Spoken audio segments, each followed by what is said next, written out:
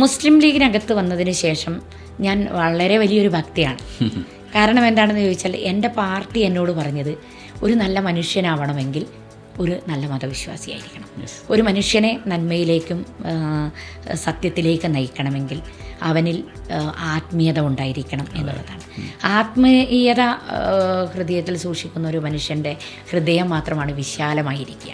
അവന് മാത്രമാണ് മറ്റുള്ളവരെ ഉൾക്കൊള്ളാൻ കഴിയുക. ഞാനിപ്പോൾ ആലോചിക്കുകയാണ്, അതിനുശേഷം ഒരു അർദ്ധരാത്രിയിൽ 9:30 മണിക്ക് ഡോക്ടർ അമീർ അലി ഞങ്ങളുടെ ജില്ലാ കോർഡിനേറ്റർ സമദ് കണ്ണിയനുമായി വന്ന് അവിടെ നിന്ന് ഏകദേശം ഒരുപാട് മലം, കെട്ടിക്കിടന്ന മലം നീക്കം ചെയ്ത് ആ മാലിന്യമെല്ലാം ചുമന്ന് എൻ്റെ അമ്മ പോകേണ്ട സാഹചര്യത്തിൽ പോകുക എന്നല്ല, നമ്മൾ മക്കൾ കൊല്ലുകയാണ്. ആ വയനാട്ട് ജില്ലക്കാരല്ലേ, വള്ളി തൂങ്ങി വന്നതാണ്, ടാർസനാണ് എന്നുള്ള നിലയിൽ നമ്മളെ ആദിവാസികളുടെ നാട്ടിൽ നിന്ന് വരുന്നവരാണ്, നമ്മൾ ആദിവാസികളാണ്, എല്ലാവരും ആദിവാസികൾ എന്തോ മോശപ്പെട്ട ആൾക്കാരാണ് എന്നുള്ള നിലയിൽ കാണുന്ന ഒരു സമൂഹം ഉണ്ടായിരുന്നു.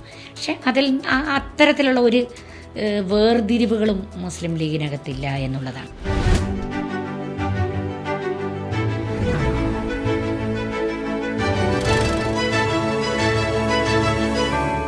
പേര് നോക്കി മുസ്ലിം ലീഗിനെ വർഗീയ പാർട്ടിയായിട്ട് ചിത്രീകരിക്കുന്നവരാണ് കൂടുതലും പുറത്തുള്ളത്. പ്രത്യേകിച്ച് ഇപ്പോൾ വെള്ളാപ്പള്ളി നടേശനെ പോലുള്ളവർ പേരിൽ തന്നെ വർഗീയതയുണ്ട്, പിന്നെ ഇങ്ങനെ ഇത് വർഗീയ പാർട്ടി അല്ലാതാവും എന്നാണ് ചോദിക്കുന്നത്.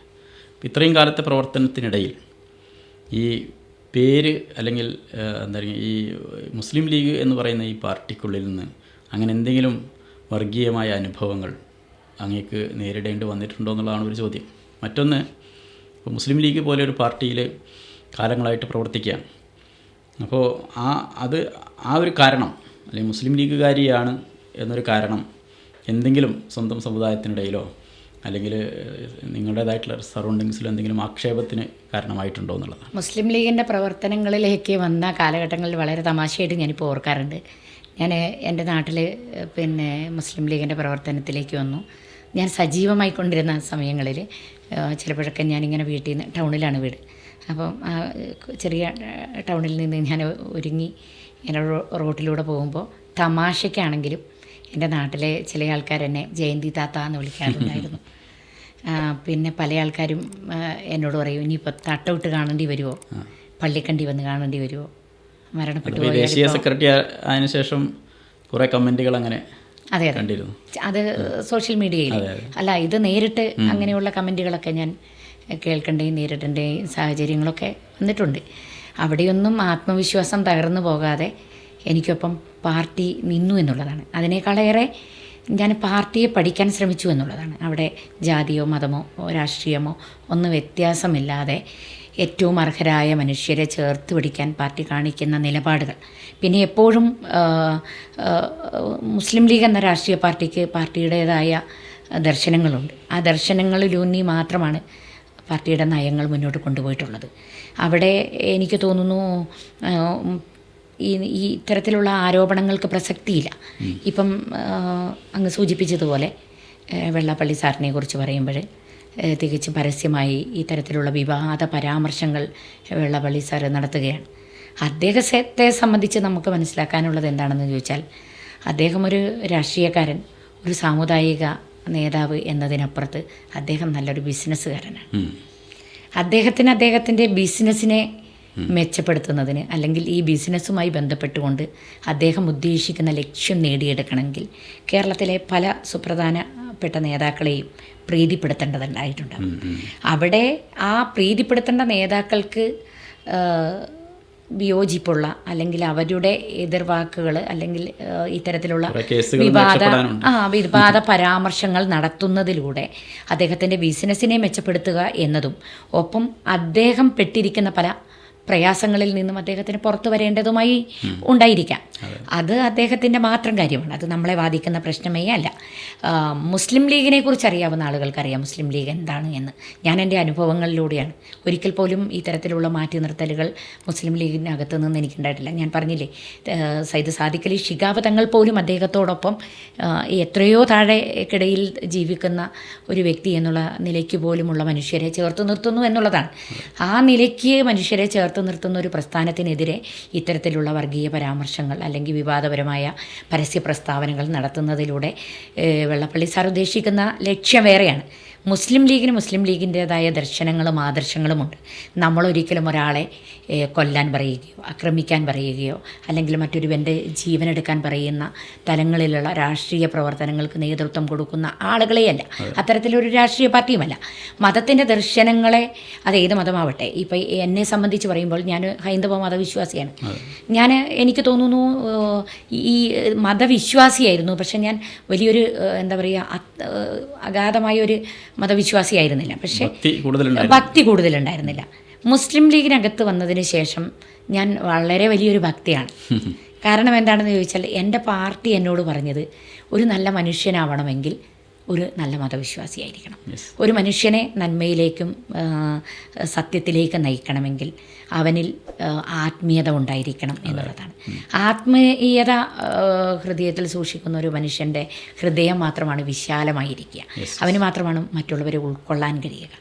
മുസ്ലിം ലീഗ് എന്ന് പറയുന്ന രാഷ്ട്രീയ പാർട്ടി പ്രവാചകനായ തിരുമേനിയുടെ അല്ലെങ്കിൽ പരിശുദ്ധ ഖുർആൻ്റെ ഒക്കെ വചനങ്ങളെ ജീവിതത്തിലേക്ക് പകർത്തി ജീവിക്കുന്ന വളരെ വലിയ മതവിശ്വാസികളായ മനുഷ്യർ ഉൾക്കൊള്ളുന്നൊരു പ്രസ്ഥാനമാണ്. ഭൂരിഭാഗവും മുസ്ലിം സമുദായത്തിൽപ്പെടുന്ന ആളുകളാണ്. പക്ഷേ അവിടെ അതിനായിരക്കണക്കിന് ആളുകൾ ഇതര സമുദായത്തിൽപ്പെടുന്ന ആളുകളുണ്ട് എന്നുള്ള സത്യം ആളുകൾക്കറിയില്ല എന്നുള്ളതാണോ, ഇനി അറിയില്ലെന്ന് നടിക്കുന്നതാണോ എന്ന് ഞാൻ പലപ്പോഴും ചിന്തിച്ചു പോയിട്ടുണ്ട്. എനിക്ക് തോന്നുന്നു ഇപ്പോൾ ശ്രീ വെള്ളാപ്പള്ളി നടേശൻ സാറ് നമ്മളെ വളരെ വർഗീയമായ പരാമർശങ്ങളിലൂടെ പ്രകോപിപ്പിക്കാൻ നോക്കുകയാണ്. മുസ്ലിം ലീഗാണെങ്കിൽ ആ പ്രകോപനങ്ങൾ ഏറ്റെടുക്കാൻ തയ്യാറല്ല. കാരണം നമ്മുടെ ലക്ഷ്യം അതല്ല. നമ്മൾ മനുഷ്യരെ സേവിക്കാൻ വേണ്ടി നമ്മുടെ ജീവിതത്തിൽ അത്തരത്തിലുള്ള സേവനങ്ങൾ വേണം എന്നാഗ്രഹിക്കുന്ന ആളുകളാണ്.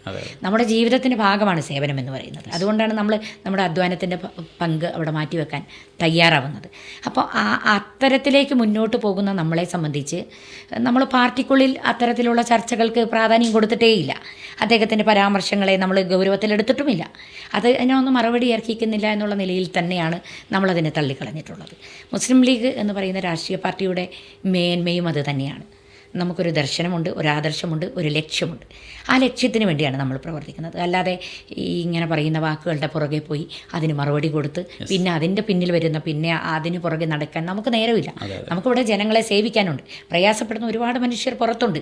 അവർക്ക് ആവശ്യമായ സൗകര്യങ്ങൾ ഒരുക്കണം. നമുക്കറിയാം, ഇപ്പോൾ ഈ കഴിഞ്ഞ 31-ാം തീയതി നമ്മൾ PTH പൂക്കോയ തങ്ങൾ എന്ന് പറയുന്ന മഹാനായ നേതാവിൻ്റെ പേരിൽ അറിയപ്പെടുന്ന പെയിൻ ആൻഡ് പാലിയേറ്റീവ് സംവിധാനം മുസ്ലിം ലീഗിൻ്റെ 31-ാം തീയതി സ്റ്റേറ്റ് കമ്മിറ്റിയിലുണ്ട്. ആ സംവിധാനത്തിൻ്റെ സ്റ്റേറ്റ് കമ്മിറ്റി ഭാരവാഹി കൂടിയാണ് ഞാൻ. ആ സംവിധാനത്തിൽ 5464 വോളണ്ടിയേഴ്സിനെ ഇവിടെ ജനസേവനത്തിന് വേണ്ടി നമ്മൾ സൃഷ്ടിക്കപ്പെട്ടിട്ടുണ്ട്. അവർ 10 രൂപ അതിൽ നിന്നൊരു വരുമാനം ഉണ്ടാക്കാവുന്ന നിലയിലല്ല, അല്ലെങ്കിൽ എന്തെങ്കിലും ആഗ്രഹിച്ചുകൊണ്ടല്ല, തികച്ച സേവനമായിട്ട് ഈ 5500 മുകളിലുള്ള വോളണ്ടിയേഴ്സ് നമ്മുടെ സമൂഹത്തിൽ വർക്ക് ചെയ്തുകൊണ്ടിരിക്കുകയാണ്. 50ലധികം യൂണിറ്റുകളായി മുണ്ടക്കൈ ചൂരൽമല പ്രദേശത്ത് നമ്മൾ രോഗബാധിതരായ ഇത്തരത്തിൽ പരിക്ക് പറ്റിയ ആളുകളെയൊക്കെ ഈ കഴിഞ്ഞ ഒരു വർഷക്കാലവും സംസ്ഥാന മുസ്ലിം ലീഗ് ഫോർ വയനാടിലൂടെ ശേഖരിക്കപ്പെട്ട 25 ലക്ഷം രൂപ മാറ്റിവെച്ചുകൊണ്ട് അവർക്ക് ആവശ്യമായ സേവനങ്ങൾ കൊടുക്കുകയായിരുന്നു, അവരെ പരിചരിക്കുകയായിരുന്നു, അവരെ ജീവിതത്തിലേക്ക് പ്രതീക്ഷകൾ നൽകി, അവർക്ക് ആവശ്യമായ പിന്തുണ നൽകി, അവരോടൊപ്പം നിന്ന് ജീവിതത്തിൻ്റെ പ്രതീക്ഷകളിലേക്ക് അവരെ നമ്മൾ തിരിച്ചു കൊണ്ടുവന്നു എന്നുള്ള ഒരു ആത്മാർത്ഥത നമ്മളിലുണ്ട്. അത്തരത്തിലുള്ള പ്രവർത്തനങ്ങൾ ഇവിടെ നമുക്ക് നടത്താനുണ്ട്. ഇവിടെ CH സെൻ്ററുകളുണ്ട്. ഇനി ഈ സമൂഹത്തിൽ നിന്ന് CH സെൻ്ററുകളെ PTHകളെ ഒന്നും മാറ്റി നിർത്താൻ പറ്റില്ല. PTH എന്ന് പറയുമ്പോൾ എനിക്കൊന്നുകൂടെ പറഞ്ഞു വെക്കാൻ ആഗ്രഹിക്കുകയാണ്. ഞാൻ എൻ്റെ അനുഭവം കൊണ്ട് പോലും അതിൻ്റെ ഭാഗമായതാണ്. കാരണം എൻ്റെ അമ്മ, ഞാൻ നേരത്തെ പറഞ്ഞല്ലോ, 3 വർഷക്കാലം പൂർണ്ണമായും ഒരു മെമ്മറിയും ഇല്ലാതെ, ഓർമ്മകൾ നഷ്ടപ്പെട്ട് ജീവിക്കുന്നുണ്ടോ മരിക്കുന്നുണ്ടോ എന്നറിയാതെ, ഭക്ഷണം കഴിക്കുന്നുണ്ടോ ഇല്ലയോ എന്നറിയാതെ, വിശപ്പുണ്ട് ദാഹമുണ്ടെന്നറിയാതെ മരണത്തിൻ്റെ അവസാന ഘട്ടങ്ങളിലേക്ക് പ്രവേശിച്ചപ്പോൾ എനിക്ക് ഇത് പറയണമെന്ന് തോന്നുകയാണ്. ഇപ്പോൾ ഈ ഒരു സാഹചര്യത്തിൽ എൻ്റെ തൊട്ടടുത്ത ആശുപത്രിയിൽ നിന്നും എത്തി, ക്ലിനിക്കിൽ നിന്നും എത്തിയ ഡോക്ടർ അവസാനമായി, ഇനി നിങ്ങൾ നോക്കണ്ട, പോകുന്നതിൻ്റെ തൊട്ട് മുന്നേ ഉള്ള ഘട്ടമാണിത്, നിങ്ങൾ ഇളനീര് വെട്ടിവെച്ച് തിരിയിട്ട് ചുണ്ട് നനച്ച് കൊടുത്താൽ മതി എന്ന് പറഞ്ഞു. എൻ്റെ സഹോദരങ്ങൾ മുഴുവൻ ആളുകളും അമ്മയ്ക്ക് ചുറ്റിനും വന്നിരിക്കാനുള്ളൊരു സാഹചര്യം ഉണ്ടാക്കി. ആ വെള്ളം തൊട്ട് ഞങ്ങൾ 8 ദിവസം അമ്മയെ പരിചരിച്ചു എന്നുള്ളതാണ്. ഞാനിപ്പോൾ ആലോചിക്കുകയാണ്. അതിനുശേഷം ഒരു അർദ്ധരാത്രിയിൽ 9:30 മണിക്ക് ഡോക്ടർ അമീർ അലി ഞങ്ങളുടെ ജില്ലാ കോർഡിനേറ്റർ സമദ് കണ്ണിയനുമായി വന്ന് അവിടെ നിന്ന് ഏകദേശം ഒരുപാട് മലം കെട്ടിക്കിടന്ന മലം നീക്കം ചെയ്ത് ആ മാലിന്യമെല്ലാം ചുമന്ന് എൻ്റെ അമ്മ പോകേണ്ട സാഹചര്യത്തിൽ പോകുക എന്നല്ല, നമ്മൾ മക്കൾ കൊല്ലുകയാണ് ശരിക്കും. ആ മലം അവിടെ ബാക്കി വെച്ച്, യൂറിൻ അവിടെ ബാക്കി വെച്ച്, ഒരു തുള്ളി ഭക്ഷണമോ വെള്ളമോ ഉള്ളിലേക്ക് ഇറങ്ങാതെ മരണത്തിന് വേണ്ടി നമ്മൾ വിട്ടുകൊടുക്കുകയാണ് ശരിക്കും. ഈ 8 ദിവസം ചുണ്ട് നനയ്ക്കുക എന്ന് പറയുമ്പോൾ അവരുടെ എല്ലാ അവയവങ്ങളുടെയും പ്രവർത്തനം പതുക്കെ നിന്നു പോകുന്ന അവസ്ഥയിൽ നമ്മൾ കൊല്ലുകയല്ലേ. ആ ഒരു ഘട്ടത്തിൽ അമീർ അലി ഡോക്ടർ എത്തി. ജീവിതത്തിൽ അവർ പിന്നീട് 60 ദിവസം ദൈവം അനുവദിച്ചിട്ടുണ്ടായിരുന്നു. ആ 60 ദിവസത്തിന് മുൻപേ നമ്മളവരെ കൊല്ലുകയാണ്. നമ്മളവരെ കൊല്ലുന്ന ഒരു സാഹചര്യത്തിലേക്ക് നമ്മുടെ രക്ഷിതാക്കളെ എത്തിക്കുകയാണ്. നമ്മളറിയാതെയാണ് ചെയ്യുന്നത്. ഇങ്ങനെ ഒരു സംവിധാനം കടന്നു വരികയും ഇന്ന് നമുക്കറിയാം ആരോഗ്യ സംവിധാനം ഇന്ന് ഭയങ്കര ഭീകരമായ അവസ്ഥയിലേക്ക് പോകും. അതിനുശേഷം 60 ദിവസം എൻ്റെ അമ്മ ജീവിച്ചു.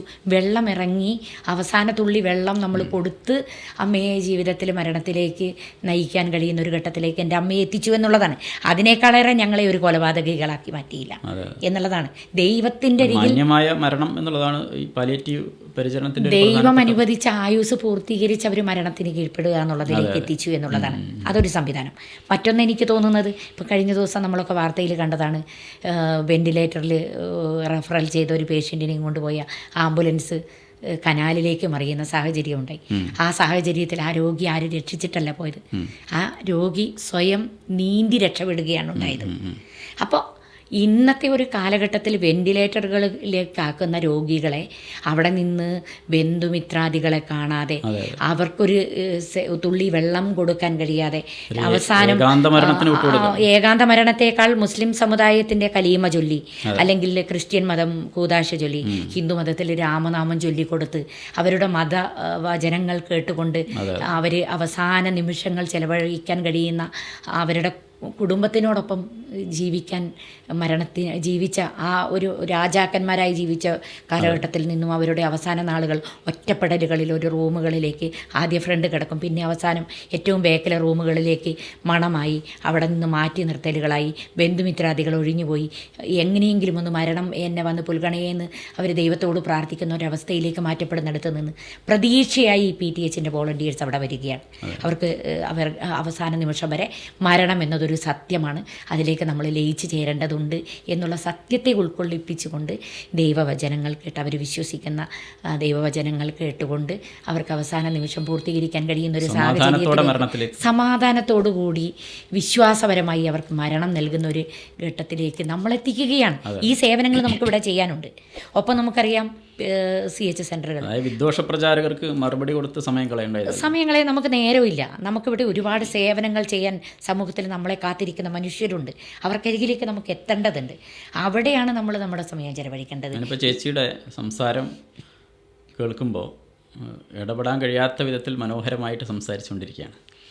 അപ്പോൾ ചോദിക്കാനുള്ളത്, എങ്ങനെയാണ് ഇങ്ങനെ സംസാരിക്കാൻ പഠിച്ചത്? ചേച്ചിയുടെ പ്രസംഗങ്ങളും അതുപോലെയാണ് ഒരുപാട് ആളുകൾ കാണുകയും അപ്രീഷിയേറ്റ് ചെയ്യുകയും ചെയ്യുന്ന പ്രസംഗങ്ങൾ.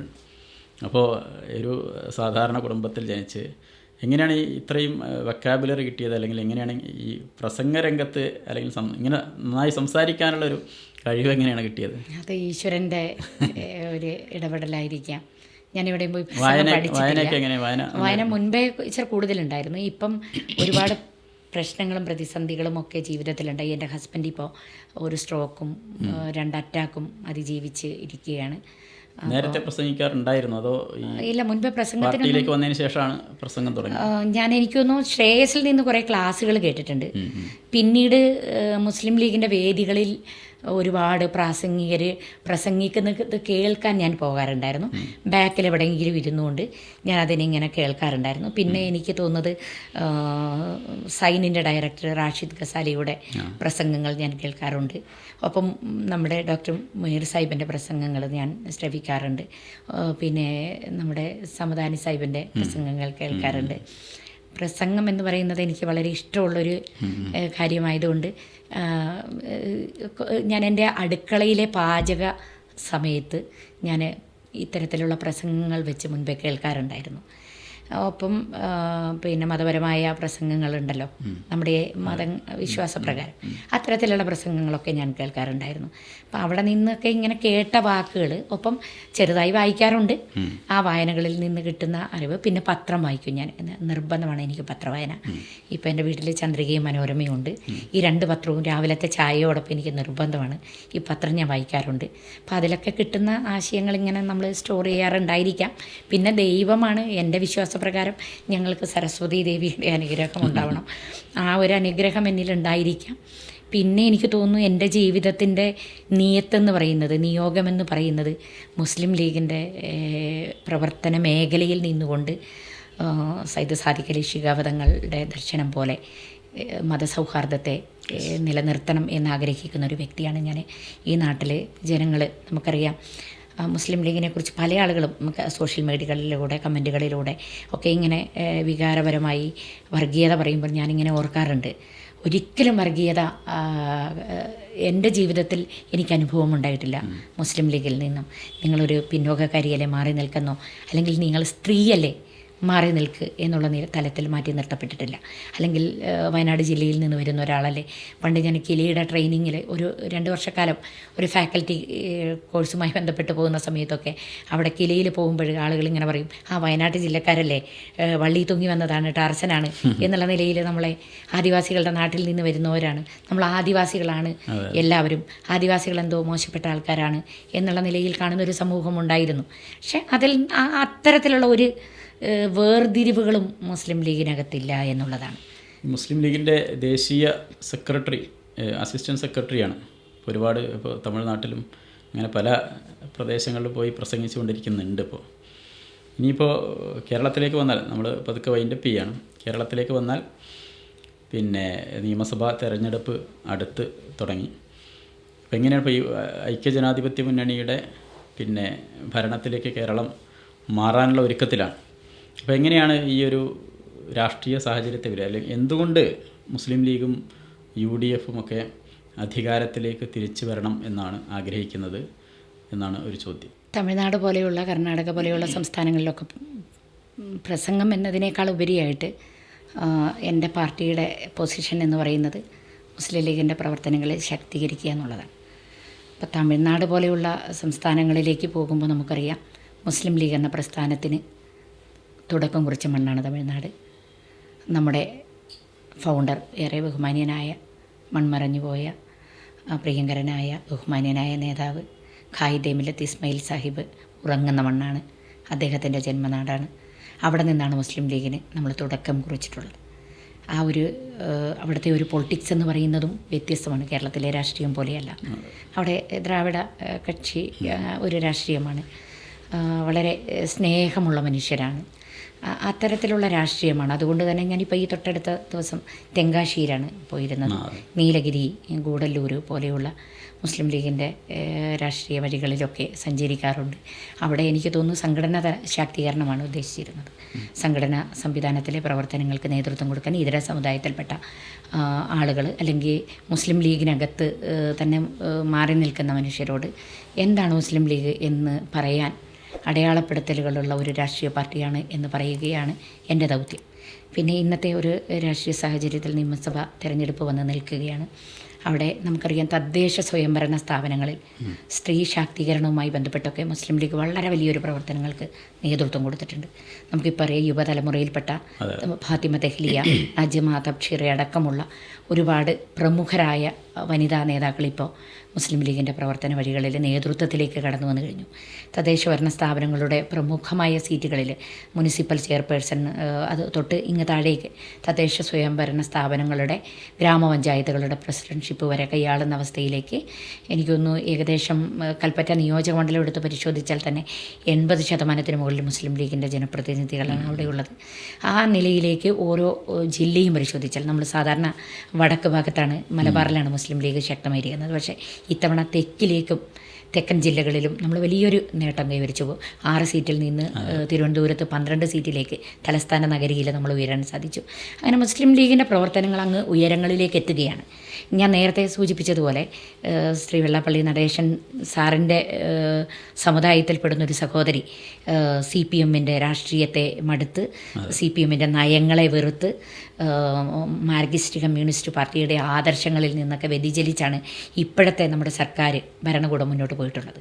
ആ ഒരു സാഹചര്യത്തിൽ ആ രാഷ്ട്രീയത്തെ തന്നെ ഇത് ഉപേക്ഷിച്ച് സുജ എന്ന് പറയുന്ന ഒരു സഹോദരി നമ്മുടെ രാഷ്ട്രീയത്തിലേക്ക് കടന്നു വന്നിരിക്കുന്നു.